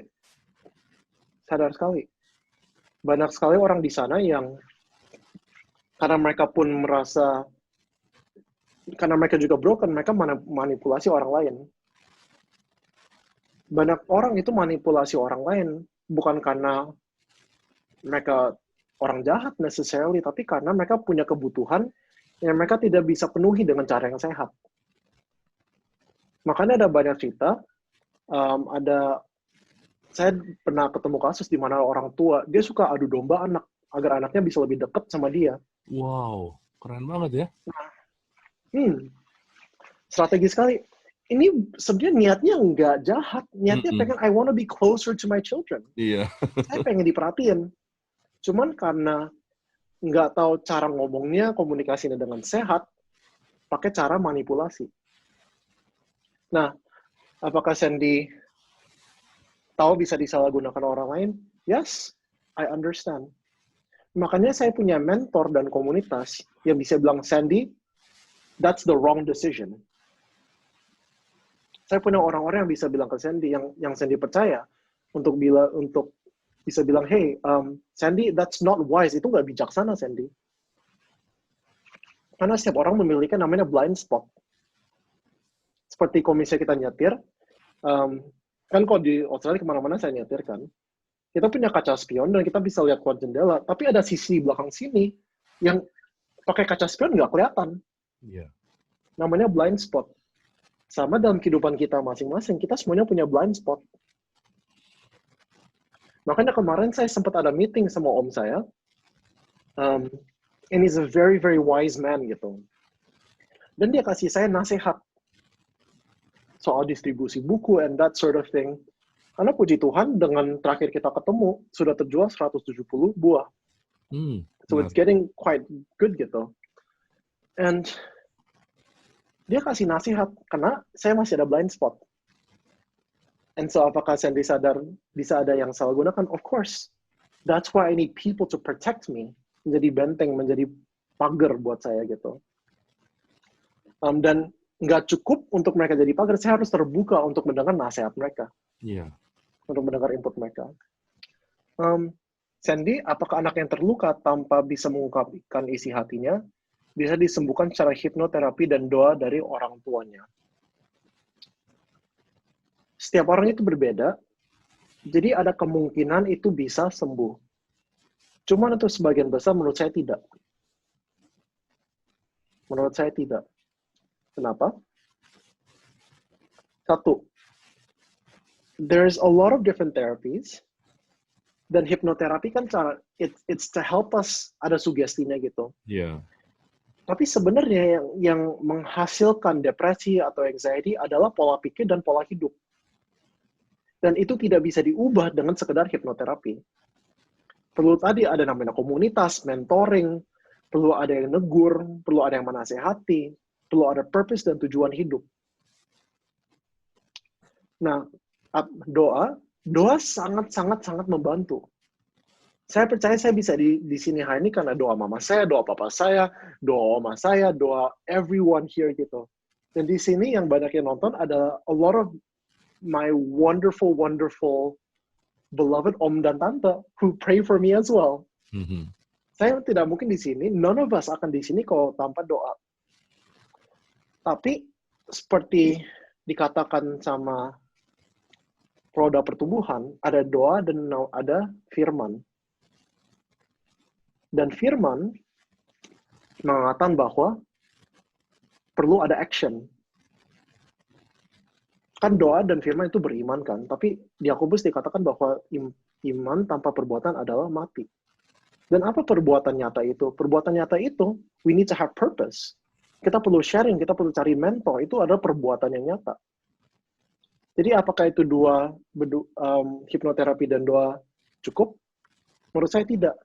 Karena firman pun dibilang, hey, help each other. Dan pribadi, ini mungkin sedikit kontroversial, saya pribadi kurang suka dengan hipnoterapi. Mungkin ada persepsi yang beda, mungkin everyone's different, tapi saya pribadi kurang suka dengan hipnoterapi. Yeah. Karena there's other therapies yang menurut saya lebih baik untuk handle situasi kita, terutama budaya di Indonesia. Salah satu terapi yang menurut saya cukup bagus adalah schema therapy. Saya tulis di chatnya. Schema therapy. Tapi again, I may be wrong kalau soal ini. Everybody is different. Kita peneliti juga banyak berdebat gitu. Everyone's a little bit different. Atau satu lagi, cognitive therapy. Sandy, jika orang tua berpisah pada saat anak umur 7 tahun, apa efeknya sebesar efek yang Sandy alami? Anak extrovert. Yes. Absolutely. Absolutely. Itu pasti sekali, unfortunately. Banyak anak yang kecil, saat mereka melihat orang tuanya berpisah atau berantem, they seem okay. Tapi itu karena konflik-konflik itu semua itu kayak bibit lagi ditanam. Keluarnya saat mereka udah gede atau saat mereka puber. Yeah. Makanya banyak sekali anak yang saat mereka puber kok berubah banget gitu. Karena bibit-bibit konflik, bibit-bibit kepahitan itu semuanya sedang bertumbuh. Mereka sadar betul, they know exactly what's happening. Nah, tetapi even though itu ada efeknya, saya bisa menjadi saksi bahwa if we trust God, kalau kita percaya sama Tuhan, dan kita melakukan apa yang baik, kita mencari counseling, we get all the help, gitu, kita melakukan step-step yang benar, it's going to be okay. Kalau saya hari ini masih bisa berdiri, saya istilahnya it's like I can help people gitu. Saya bisa I can have good relationship with my family. Saat ini hubungan saya with my mom and my dad is amazing. Mm-hmm. It's going to be okay gitu. It can be okay. Dan apakah mereka extrovert, introvert ada impact-nya? Menurut saya tidak. Karena pain is still pain. Rasa sakit, rasa that confusing itu yang tadi saya katakan, yang kayak angin badai topan yang emosinya ada, all of that, it's still pain, it's still there gitu. Dan ada beberapa anak yang karena mereka extrovert, saya tahu beberapa anak mereka extrovert dan mereka ceria gitu, itu bisa aja mereka lagi pakai topeng, tapi itu bisa anak yang lebih tua. Whatever it is, bukannya saya mau nakut-nakutin, tapi just know that there will be negative consequences. Mm-hmm. Tapi dengan step-step yang benar, it will be okay. It will be okay gitu. Jadi kalau ada pertanyaan tentang parameter counseling, silakan japri saya. Nanti we'll talk about it case by case. Cuman, one of the things that I want to say gitu adalah my story tentang bagaimana ada satu anak dari broken home, itu bukan cuman tentang saya, it's not just about me gitu. I understand very well that my mom and my dad they suffered a lot in the process. Mereka juga mengalami a lot of pain gitu. Jadi mau anak kecil, mau sudah besar, mau yang lebih senior, we all need to help each other. Makanya, again, it's like going back to the book bahwa, can you imagine bagaimana kita bisa, Indonesia kan seperti apa if each and every person itu bisa saling membantu, bisa saling support gitu. That's the dream. That's why I wrote the book gitu. And menurut saya itu akan banyak sekali membantu agar tidak usah terjadi lagi cita-cita yang seperti cita saya. Karena when I was in school, teman-teman saya, guru-guru saya nggak ada yang tahu ini handle-nya gimana gitu. Saat saya udah masuk kuliah, puji Tuhan, teman-teman saya tahu. Karena mereka semuanya ambil psikologi. Teman-teman komunitas gereja di sini, banyak yang juga nggak tahu gitu. So we need to understand these things untuk bisa saling membantu satu sama lain. Iya. Ya, Sen. Apakah Sandy? Apa tadi? Masih ada yang nanya ya? Oke, nggak apa-apa, terusin tuh pertanyaannya. Apakah Sandy juga bermasalah dengan sister or brother karena dampak ini? Yes. Nah, itu tadi saya Yes, juga mau nanya very itu much tuh. gitu. Pas dong, Om. Iya, pas. Absolutely. Dari apa yang terjadi dalam keluarga saya, kan saya broken kan. Tentunya cici saya, kakak saya yang perempuan, sama adik saya juga broken. Ngomong-ngomong, adikmu tadi kan katanya keluar ya, Sen? Keluar kemana? Katanya lagi masak atau apa tadi? Iya. Terus masih masak? Enggak, kayaknya udah lagi makan, Om. Udah nggak kedengeran suara masaknya. Mungkin siapa tahu ada yang mau lihat, ya kan? Siapa namanya? Semi. Semi. Oni. Nah. Iya, dia ganteng dan masih single. Jadi kalau ada yang...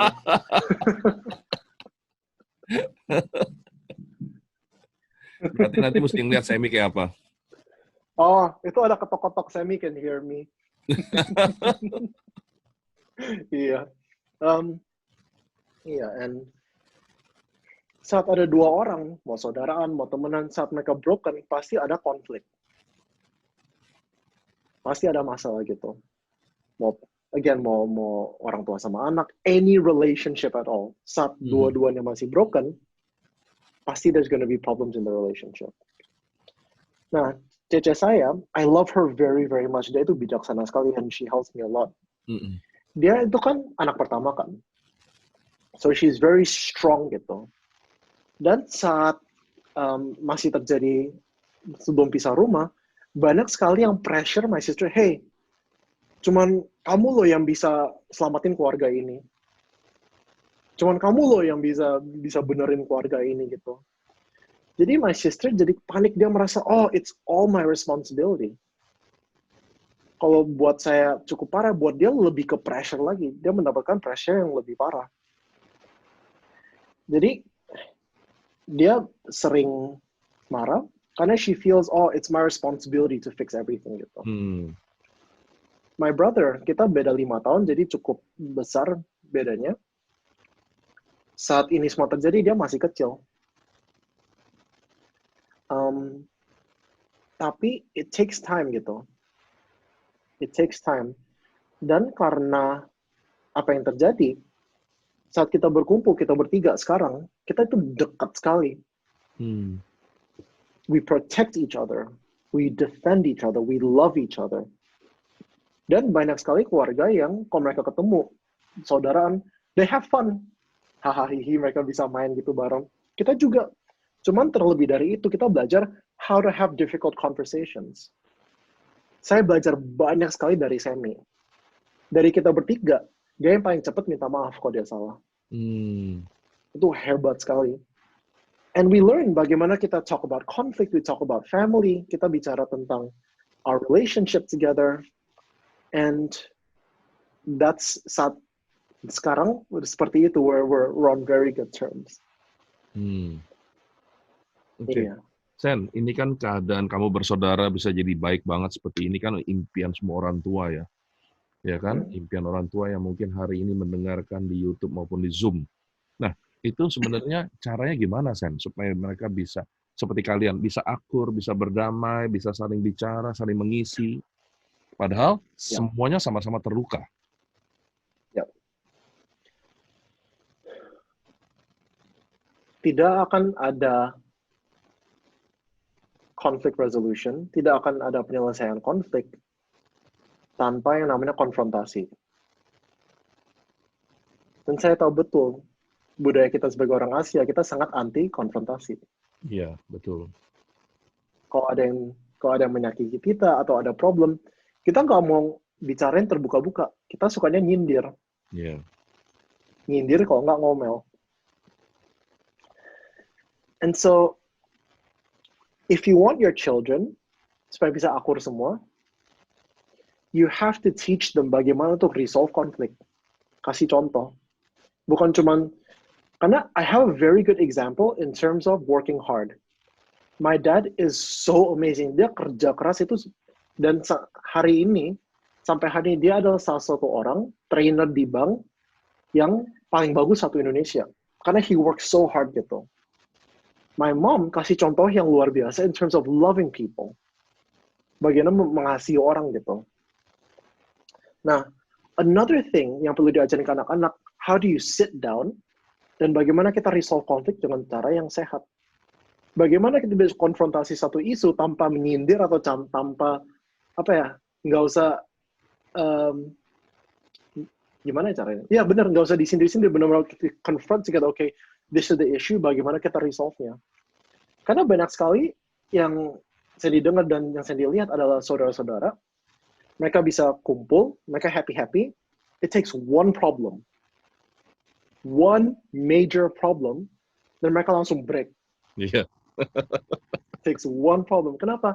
Karena mereka nggak tahu gimana cara selesaiin konflik. Iya. And so kalau mau anak-anaknya akur, you need to teach them, okay, this is how kita deal sama konflik. Seperti itu, Om. Betul. Oh, there's another question here. Apa yang harus dilakukan untuk seorang terdekat atau guru terhadap anak yang broken home? Jadi kita gurunya atau apanya? Saya kurang ngerti, Om. Sorry.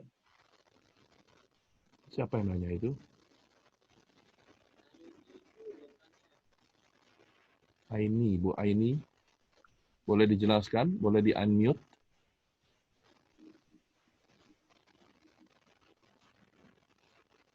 Di-unmute aja.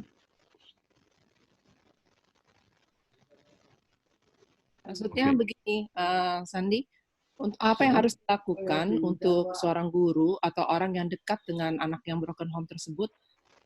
Apa yang harus tindakan apa yang harus dia lakukan? Kalau dia seorang guru, apa yang harus dia lakukan terhadap anak yang broken home?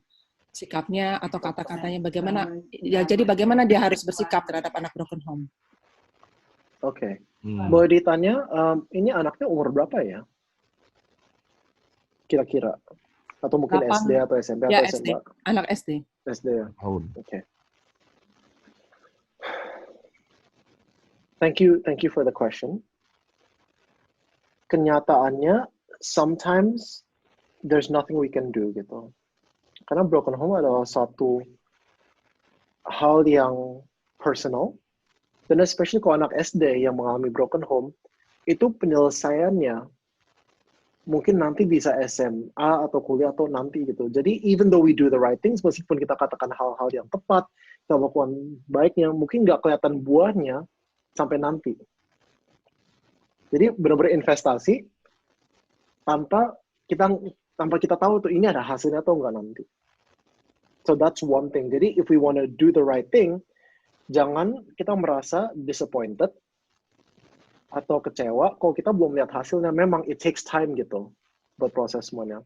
Tapi if we say the right things, kalau kita bisa melakukan yang baik, nanti pasti ada hasilnya. Nah, so what do we do? Dan that's the main question. Apa yang kita perlu lakukan? Number one, ngomong terbuka aja sama anaknya. If ini oke secara polisi dan etik gitu. Katakan bahwa, I know this is what you're going through. Kalau kita punya pengalaman pribadi, we share, I understand what you feel. I know what you're going through. Saya selalu di sini if you need to talk. Buat banyak anak-anak, that's all they need. They need somebody to talk to. They need somebody yang mereka bisa, ke orang itu mereka bisa nangis gitu, to open their emotions. Mereka butuh mentor. Cuman, keep in mind gitu, bahwa it's not your responsibility over this child. We can do our best. Kita punya tanggung jawab adalah untuk melakukan yang terbaik. Hasilnya, benar-benar, okay, itu udah, it's outside of our hands gitu. If you want to know the steps on how to identify depression or anxiety, nanti you can find it in the booklet that I published. Nanti I can send you the link gitu. Itu ditulisin ciri-cirinya, bagaimana kita bisa identify kalau dia depression atau dia mengalami apa gitu. But I think that's the main thing sih. As long kita terbuka, vulnerable, kita bilang, hey, I'm so sorry bahwa this is happening. I understand how you feel. I am here for you. I am here for you. Itu satu hal yang penting sekali. So another question. Keponakan saya yang 21 tahun, lahir di Jakarta di luar nikah. Sejak lahir ditinggal ayahnya yang kembali ke istri pertama, ibunya pergi entah kemana karena depresi. Jadi bayinya dititip sama omnya di Lampung, dari SMA sampai sekarang kuliah di Solo. Dia merasa dirinya bipolar. Dia pernah pergi ke psikiater dan dikasih 3 macam obat. Kemudian tekanan darah drop. Kalau sedang kambuh, bisa berapa hari tidak mau ngapa-ngapain, bisa brutal atau kasar, sakit kepala, dan bisa kabur berapa hari dari kos, sehingga mengganggu kuliahnya dan membahayakan dirinya. Bagaimana menyembuhkan anak bipolar? Unfortunately, bipolar, jadi mungkin saya jelasin dulu apa itu bipolar. Iya. Jadi kan ada depresi kan, kalau depresi orangnya capek banget, nggak ada tenaga, nggak mau ketemu orang, benar-benar tenaganya dan pikirannya turun banget, kayak very, very negative gitu. Kalau bipolar, ada depresi dan ditambah satu lagi namanya manic atau mania.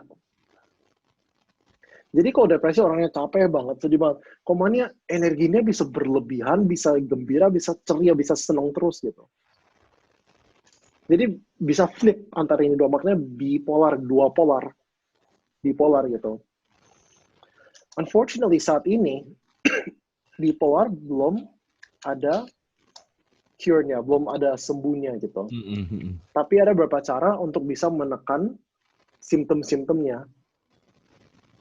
Nah, yang karena bipolar udah masuk ke dalam psychological disorder gitu. Yang mungkin di ruang lingkup pembicaraan pada hari ini, all I can recommend, dia perlu ketemu dengan psikolog, psikiater atau terapis yang bisa melakukan terapi, bukan cuma kasih obat. Nah, dia merasa dirinya bipolar, itu perlu ada diagnosisnya.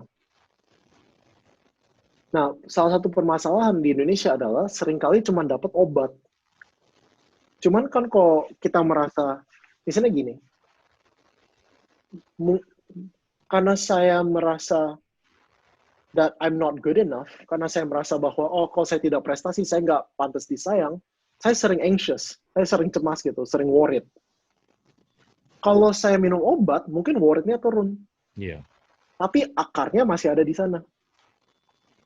Jadi itu yang perlu dikorek, dibuka, dan disembuhin oleh terapi, bukan cuma pakai obat. Obat itu cuma penenang, cuma buat sementara doang. Dan kalau terus-terusan, itu malah bisa menjadi kecanduan. Tanpa akarnya benar-benar diberesin. So I'd recommend finding psikolog atau psikiater atau terapis yang memang bisa melakukan terapi. Saya pribadi, saya bukan psikologi klinis, tapi saya ada psikologi riset. Iya. Jadi saya tidak ada lisensi untuk melakukan terapi. Cuman, I do volunteer counseling. Dan saya nggak charge apa-apa gitu. Karena memang I don't have the license to do that.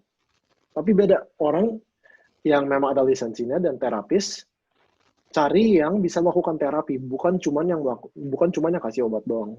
Iya. Dan juga bukan hipnoterapi ya. Iya, I wouldn't recommend that. Iya. I wouldn't recommend that. Nah, apakah perpisahan orang tua itu harus dibicarakan kepada anak yang masih di antara umur 9 sampai 14 tahun? Dan kalau iya, bagaimana membicarakan atau memberitahukannya? Karena anaknya pun seakan tidak mau terlalu membicarakannya. Absolutely, harus dibicarakan. Harus dibicarakan.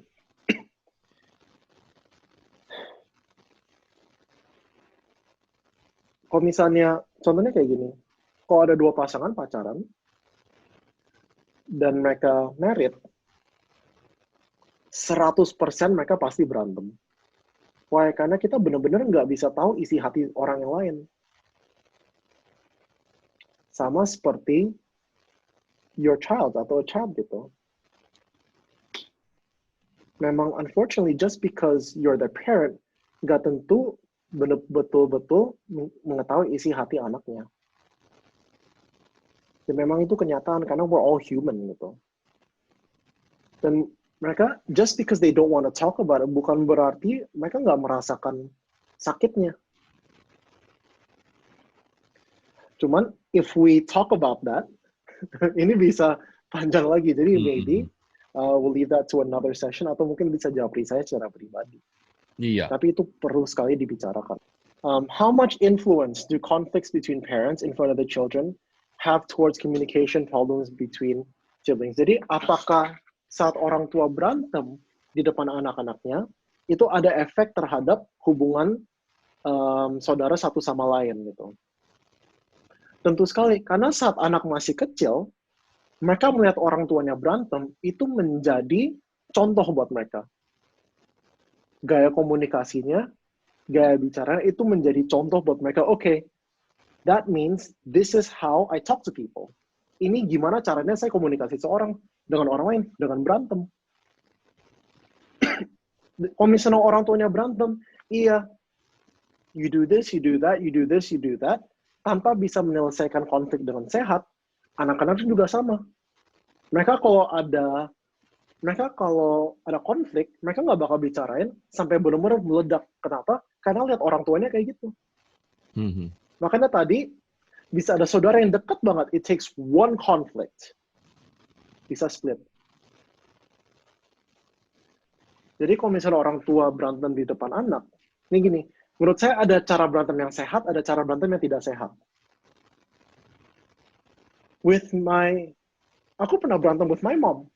I love my mom. Om Rizal, you know that very well gitu. Dan kita memang dua orangnya sangat ekspresif gitu. Saya pernah berantem with my dad. Saya pernah berantem with my sister, my brother, with Jessica. Dan saya belajar gitu, ada yang namanya sehat dan nggak sehat. Kalau misalnya berantem yang sehat, nggak apa-apa kita keluarin emosi, tapi ada resolusinya. I apologize kalau saya salah gitu. I'm so sorry. Okay, what can I do better next time? Dan saya masih belajar ini. Tapi kalau misalnya konflik yang nggak sehat, benar-benar ditunggu, dipendam sampai siap meledak, terus diledakin, terus kabur, nggak ada penyelesaiannya. Iya, you did this, gitu. Terus udah selesai. Nggak ada resolusinya sama sekali. And so, untuk menjawab pertanyaan yang tadi, yes, absolutely. Itu menjadi contoh buat anak. Makanya, seringkali kita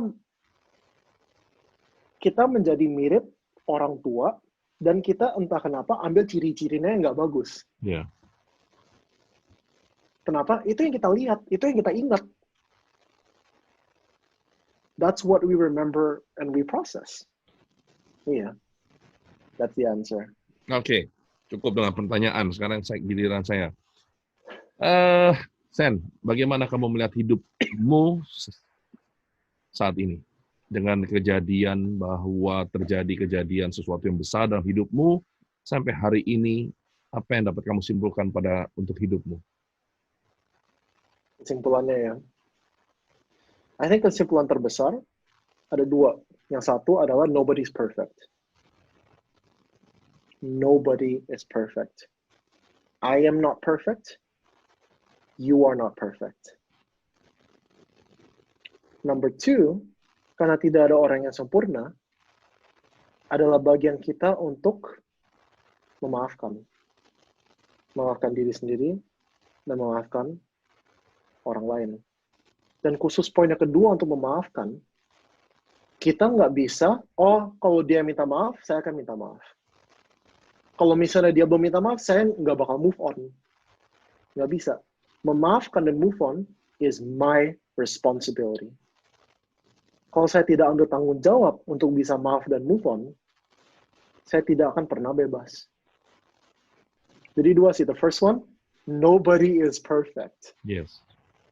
My parents are amazing and I love them. Dan jujur aja, kalau saya dalam posisi mereka, maybe it's even worse. I don't know. Karena saya juga nggak sempurna. And number two, I have to forgive everyone and forgive them. Because I'm not perfect, dan memang it's my responsibility to forgive them. Seperti itu sih, Om. Oke. Sandy, Om mau nambahin nih ya. Kan banyak orang bilang tadi, forgive, memaafkan. Ya, saya sendiri kalau ini sedikit sharing, saya juga bukan produk dari keluarga yang sempurna. Saya mengalami luka batin berat. Nah, sampai akhirnya semua orang sama, mungkin seperti Sandy dulu, saya saat ini mengatakan, maafkan, ampuni, lepaskan. Nah, itulah yang membuat saya juga belajar psikologi. Tapi saya merasa bahwa bagaimana caranya suruh mengampuni. Nah, ini saya mau kasih tambahan. Untuk dapat mengampuni, sebelum sampai mengampuni, level sebelumnya adalah menerima kenyataan. Kalau kita tidak mampu menerima kenyataan bahwa ini terjadi dalam hidup kita, maka kita tidak dapat mengampuni. Nah, sebelum menerima kenyataan, ada lagi masuk level ke berikutnya, memahami. Jadi, kita memahami keadaan itu terjadi, bahwa kita memahami bahwa itu dulu pernah terjadi, kita memahami bahwa ini yang sekarang terjadi. Dan yang paling utama yang pertama, mengenali. Saya berusaha mengenali orang yang membuat saya luka. Saya berusaha mengenali siapa yang membuat hidup saya hancur. Saya berusaha mengenali bahwa ada yang membuat saya kecewa dan sebagainya. Nah, ketika Anda mengenali, saya yakin pasti kita dapat mengampuni. Mengapa? Karena saya percaya, kita ribuan kali buat dosa, sekali buat salah, minta ampun sama Tuhan, Tuhan langsung mengampuni. Betul ya, saya deh? Gitu. Pertanyaannya itu yang saya selalu tanya. Kenapa? Jawabannya ternyata bertahun-tahun kemudian baru saya dapatkan. Kenapa kita langsung minta ampun dan Tuhan langsung ampunin? Karena Tuhan mengenal kita. Yang membuat kita susah mengampuni karena kita tidak mengenal, tidak mau mengenal orang yang menyakiti kita. Nah, tadi seperti saya dibilang, bahwa mereka pun tidak sempurna, hidup tidak sempurna. Itulah kenapa saya memberikan tema From Broken to Heaven. Tadi ada yang berkata, gila, saya nggak mau langsung masuk surga. Itu kan ada prosesnya. Betul. Hari ini semua orang ingin masuk surga, tapi nggak semudah itu. Untuk bisa masuk surga, kita harus berproses untuk berbuat baik, dan bukan cuma sekedar berbuat baik, tapi juga bisa mengampuni, bisa menolong sesama, dan sebagainya. Nah, mungkin ini pertanyaan nih untuk Sandy. Sen, apakah dengan dengan mengambil jurusan psikologi riset, kamu mampu membantu banyak anak muda yang mengalami broken home, minimal di tempatmu, di sekitarmu? Yep, absolutely sih, Om. Cuman sebelum saya jawab pertanyaan itu, I just want to introduce one more person. Yang tadi kasih pertanyaan adalah namanya Sebastian Oni, and he is my amazing younger brother. Yes. Mungkin dia agak malu buat nyalain webcam. That's okay. He's over there di kamar yang itu. Sam, nongol napa, Sam? Mami kangen. I love him, and I learned so much from him sih. Very, very much. Untuk menjawab pertanyaan Om yang tadi, apakah membantu? Absolutely. Absolutely. Karena saat kita menjadi psikologi klinis, kita belajar praktek, dan kita belajar terapi, dan kita bantu itu kan, bantuin orang kita terapi gitu. Tapi sebagai peneliti, saya bukan cuma di-expose terapinya seperti apa, tapi mekanismenya seperti apa gitu. Dan bukan cuma terekspos mekanisme gimana, saya bisa berkontribusi untuk membuat terapi yang baru. Itu adalah tugas peneliti. Okay. Jadi dari dulu memang itu satu impian. Sebenarnya saya mau jadi psikologi klinis. Cuman nilainya nggak cukup. Cuman hari ini saya bersyukur nggak masuk psikologi klinis. Karena kalau misalnya pakai psikologi klinis, saya mungkin bisa bantu satu orang gitu, satu. Tapi dengan penelitian saya bisa bantu banyak orang Betul, dengan sekaligus. penemuan-penemuan saya. Dan bukan karena saya, meskipun saya psikologi penelitian, bukan berarti saya tidak bisa konseling. Ya. Saya sudah konseling selama 12 tahun. And I understand how to help people gitu. And so, saya sangat bersyukur pada saat ini, I can use my story to help them. Saya bisa sharing loh, ini loh yang saya alami, ini loh yang all of that basically. Makanya seperti di awal Om katakan, meskipun merasa deg-degan, I'm gonna share my story. Karena saya tahu gitu, I'm not alone. Banyak sekali yang mengalami hal-hal yang mirip dan sama, dan Om Rizal pun pernah mengalami keluarga yang nggak sempurna. Jadi saya pakai my story sebagai satu senjata gitu. I can help people. Nah, iya. ada buktinya ada bahwa kamu penelitian sudah menghasilkan sesuatu yang bisa menolong kami semua di sini? Ada, in fact.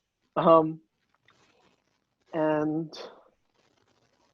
I talked about this last week as well, tapi some of you yang udah ada di minggu lalu, mungkin udah tahu, I just released a book. Kemarin saya baru publish satu book, dan bukunya itu kok, it's not long, it's quite short. Actually, Om Rizal, kalau saya tunjukin di website-nya, boleh nggak? Boleh sekali. Ini kan tempat yang bebas. Sebentar Orang ya, boleh saya buka belajar. dulu website-nya. Okay. Let me share the screen.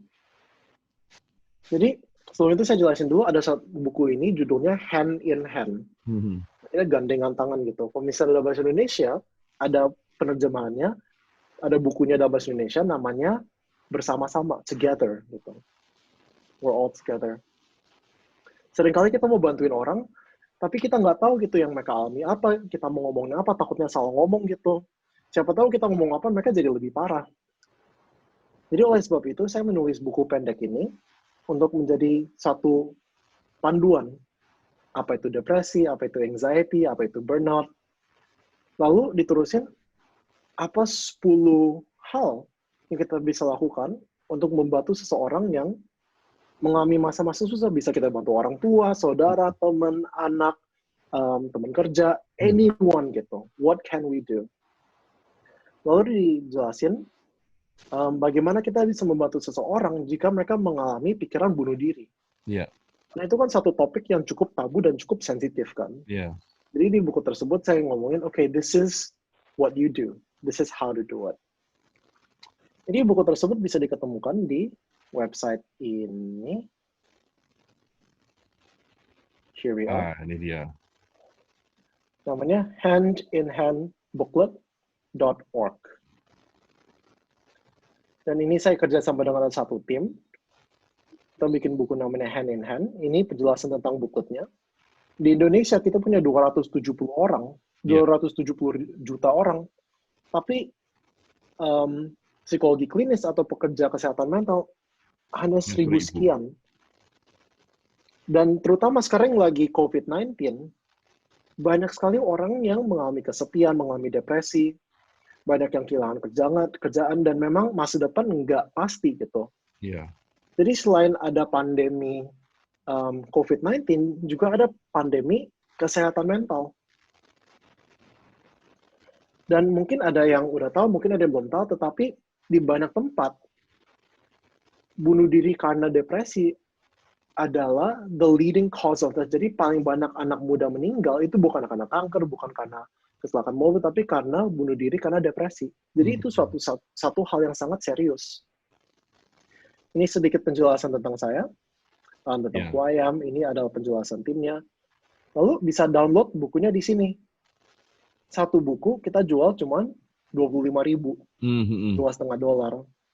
Dan alasan kenapa kita buat harga begitu, agar bisa terjangkau sama semua orang. Iya. Dan dari proyek ini saya tidak ambil satu peser pun, Om. Jadi Ya, semua hasil dari proyek ini akan untuk training kesehatan mental, family communication, broken oh, home di Indonesia, keren ya. terutama di daerah-daerah. Iya, iya, iya.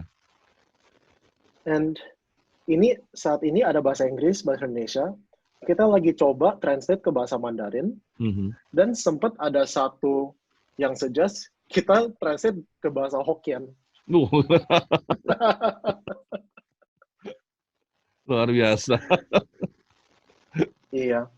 And so, if you want to learn bagaimana you can help somebody, whether it's your child, your family, your parent, apapun gitu, siapapun, this book will really, really help. Luar biasa inspiratif. Sandy pasti udah bisa baca sendiri juga ya. Amazing, memberkati, membuka wawasan, nah, apalagi bermanfaat, sangat menarik, dan seterusnya. Nah, chat ini juga akan terekam. Ya, terima kasih untuk semua pendapat Anda, apapun itu masukannya. Saya melihat ada 57 peserta, dan semuanya begitu antusias. Dan kenyataannya, Sandy, semuanya ternyata punya kesadaran ingin memperbaiki hidup lebih baik, ingin membuat keluarganya jauh lebih baik. Jadi kehadiran kamu di sini sungguh memberkati buat mereka dan buat saya juga. Ini kehadiran kamu yang kedua. Saya nggak berani nanya kepada mereka, sebab kalau saya tanya pasti mereka jawabnya sama. Ini saya iseng nih. Kalau saya minta Sandy datang lagi untuk ngisi acara, apakah kalian semua bersedia? Nah, pasti mereka habis ini langsung jawab di chat, ya. Gitu.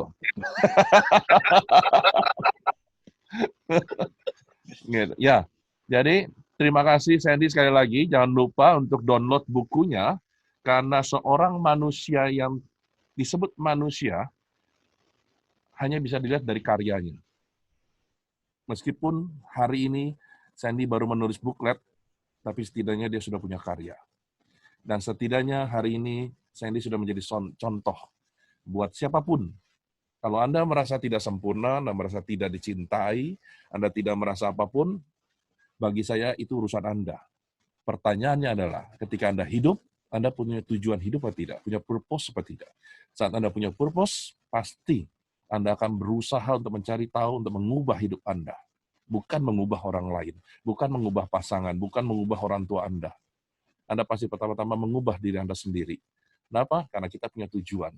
Dan seperti Sandy punya tujuan agar dunia ini jauh lebih baik. Orang-orang jauh lebih baik. Keluarga jauh lebih baik. Dan Sandy sudah membuktikan. Yang awalnya broken, hari ini semua bersatu. Semua menyatu, semua penuh kasih, semua bisa saling mencintai, saling peduli. Jadi, nggak ada yang nggak mungkin, Pretivian. Semua pasti mungkin. Oke? Sandy, sebagai kata terakhir, apa yang kamu ingin sampaikan? Yeah, first of all, I just want to say thank you so much for everyone untuk sabar tetap mendengarkan. I also want to say gitu bahwa I'm not special. Saya tidak istimewa. I can be like I am today karena God saved me. Ya. Karena Tuhan menyelamatkan saya gitu. And I just want to say buat orang tua and you're worried about your children, gimana gitu. Don't worry, saya adalah kesaksian bahwa it's gonna be okay gitu.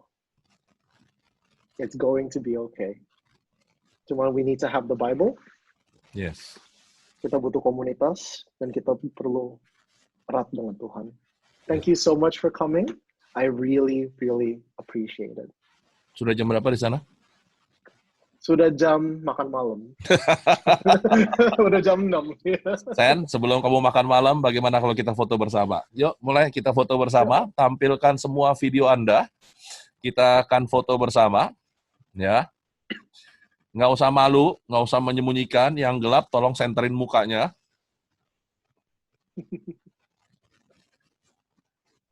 Ya. Kita foto. Ya, nanti berlapis, karena ini banyak yang nonton. Ya, ada sekitar 5.000 orang. Jadi nanti kita berlapis-lapis, beberapa layer gitu ya. Oke. Layer pertama ya. Aba-aba dari saya yang belum menampilkan video, silakan tampilkan. Ya, karena ini belum malam. Oke, yang gelap tolong senterin. Oke. Aba-aba dari saya, 1, 2, 3. Tunggu sebentar. Nanti saya oper. Nanti saya berikan. Layer berikutnya. Oke. Oke. Siap-siap ya. 1, 2, 3.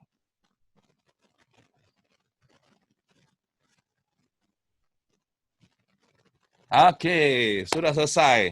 Oke, Sandy, terima kasih. Semuanya terima kasih. Sampai jumpa nanti pada jam 5 dan kesempatan yang lain dan di hari yang lain. Terima kasih semuanya. Mari kita dengarkan Sangga Prativi. Adik-adik, yuk kita dengarkan standar cerita kini makin asik. Selamat berjumpa dengan standar cerita dalam kisah lagu dan cerita. La la la. Ya, boleh. Mari kita dengarkan, mari kita nikmati. Standar cerita makin asik. La la la la la la. Terima kasih semua. Sen, thank you. Standar cerita kini makin asik.